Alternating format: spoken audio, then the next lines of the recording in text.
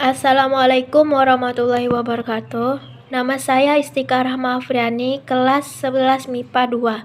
Saya akan membacakan materi norma-norma dan penerapan kesantunan berbahasa. D. Norma-norma. Melalui buku Filsafat Komunikasi Orang Melayu, Dr. Antarvenus MA secara panjang lebar menguraikan inti komunikasi Melayu yang alat utamanya adalah bahasa. Di antaranya disebutkan 10 nilai komunikasi Melayu sebagai berikut. 1. Keterbukaan.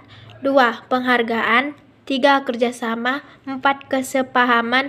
5. Penyesuaian diri. 6. Kesantunan. 7. Pemanfaatan.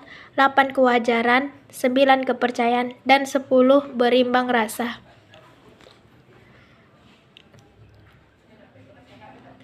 Khusus mengenai nilai kesantunan dalam berkomunikasi, Antarvenus menjelaskan sebagai tindakan verbal dan nonverbal yang lemah lembut, beradab, tidak menyalahkan, menggunakan kata-kata yang baik dan halus, menepis kata-kata yang buruk, mau mendengar dan mampu menjaga perasaan orang lain. Hal ini dinyatakan dalam ungkapan sebagai berikut. Santun berbicara berkira-kira. Santun bercakap ingat mengucap. Santun berkata berbudi bahasa. Santun berbincang tahu menjaga perasaan orang. Santun bertutur berlidah lembut dan teratur.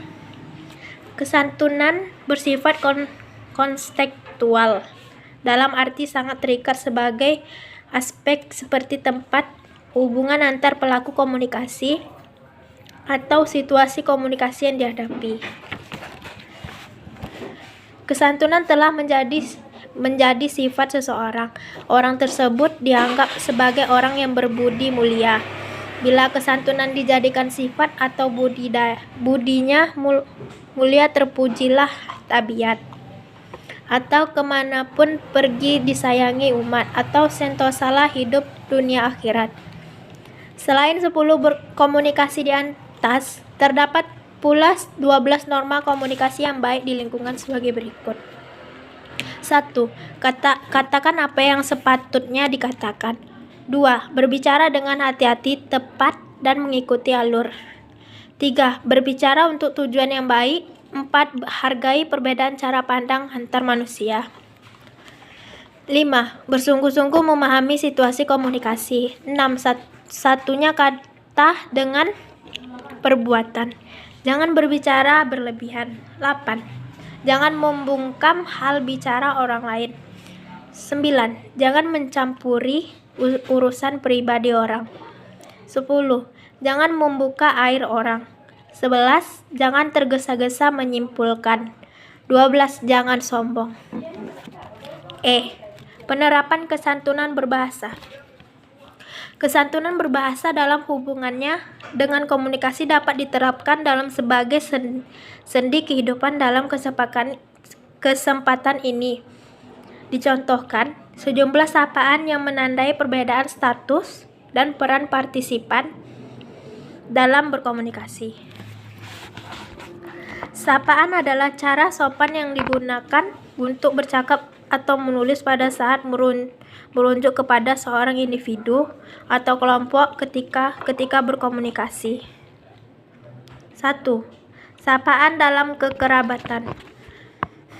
Secara umum, sistem sapaan hampir sama di seluruh wilayah budaya Riau, dengan perbedaan berkaitan dengan pelafalan. Misalnya, anak pertama dipanggil long atau sulung, anak kedua enggah atau onggah, anak ketiga undo, anak keempat cik, dan yang bungsu dipanggil cu atau ocu atau onsu. 2. Sapaan berdasarkan usia. Berikut sapaan berdasarkan andong atau atu. Sapaan andong atau atu digunakan untuk menyapa orang yang usia sebaya dengan nenek atau kakek penyapa. Awak atau ibu. Sapaan awak atau ibu digunakan untuk menyapa orang yang usianya sebaya dengan orang tua penyapa. Abang atau kakak.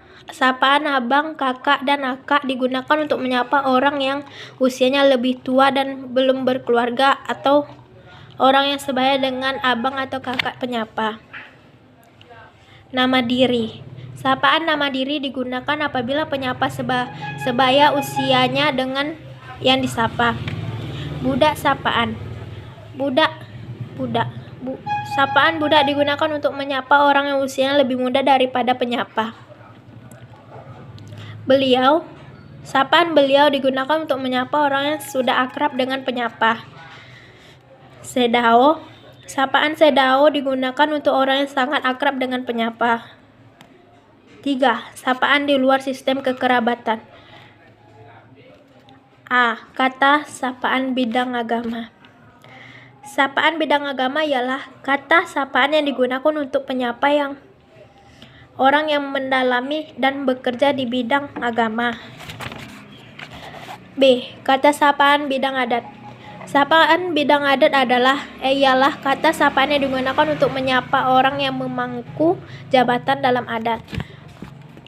C. Kata sapaan umum. Sapaan umum ialah kata sapaan yang digunakan untuk menyapa orang lain.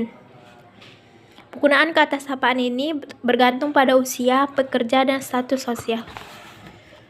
D. Sapaan berdasarkan gelar agama.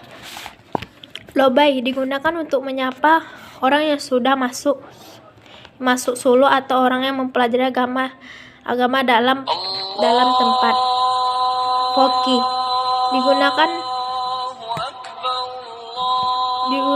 untuk menyapa orang yang banyak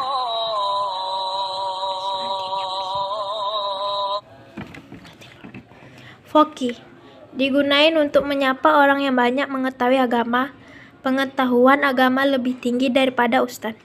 Ustadz digunakan untuk menyapa orang yang biasa bekerja sebagai penceramah atau orang yang memiliki pengetahuan agama lebih daripada orang biasa dan berjenis kelamin laki-laki. Ustazah digunakan untuk menyapa orang yang biasa bekerja sebagai penceramah atau orang yang memiliki pengetahuan agama. Khalifah digunakan untuk orang yang mengajarkan ilmu agama dipersulungkan. Artinya khalifah adalah sapaan untuk guru dari lobai.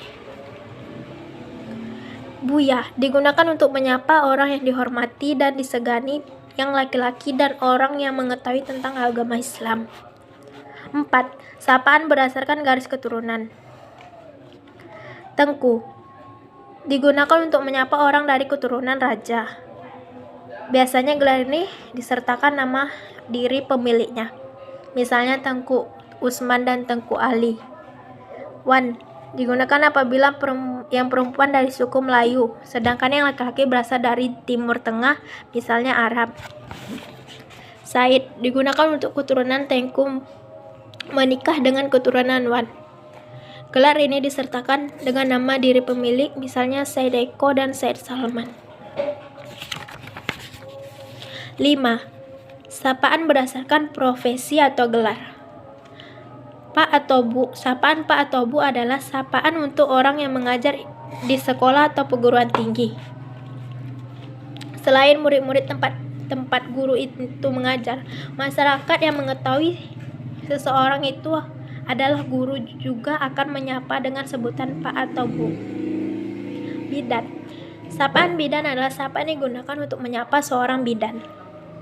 Biasanya ketika menyapa diikuti oleh nama bidan tersebut.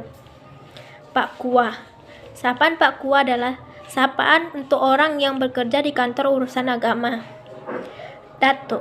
Sapaan Dato adalah sapaan yang digunakan untuk menyapa orang yang banyak mengetahui adat istiadat setempat. 6. Sapaan berdasarkan pergolongan kata. Sapaan menyapa pada masyarakat Kubu Kabupaten Rokan Hilir. Kata ganti yang digunakan adalah kata ganti persona pertama dan kedua. 2. A. Kata sandi, kata ganti persona pertama. Aku. Sapaan aku sepadan dengan kata aku atau saya dalam bahasa Indonesia, itu kata ganti persona pertama.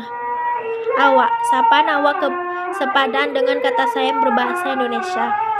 Sapaan awak dapat memiliki persona pertama jamak dalam bahasa Indonesia dengan kata kita. B. Kata ganti persona kedua. Kami. Sapaan kami sepeda dengan kata kami dalam bahasa Indonesia yaitu kata ganti persona kedua tunggal. Kita. Sapaan kita sepadan dengan kata kita bahasa Indonesia itu kata ganti persona kedua tunggal. Kau. Sapaan kau sepadan dengan kata kamu yang berbahasa Indonesia yaitu kata ganti personal kedua tunggal. Tuan-tuan. Sapaan tuan-tuan sepadan dengan kata kamu dalam bahasa Indonesia yaitu kata ganti persona kedua jamak. Kalian. Sapaan kalian sepadan dengan kata kamu dalam bahasa Indonesia yaitu kata ganti persona kedua jamak. Baiklah, sekian, terima kasih, mohon maaf apabila ada kesalahan. Wabillahi taufiq wal hidayah. Wassalamualaikum warahmatullahi wabarakatuh.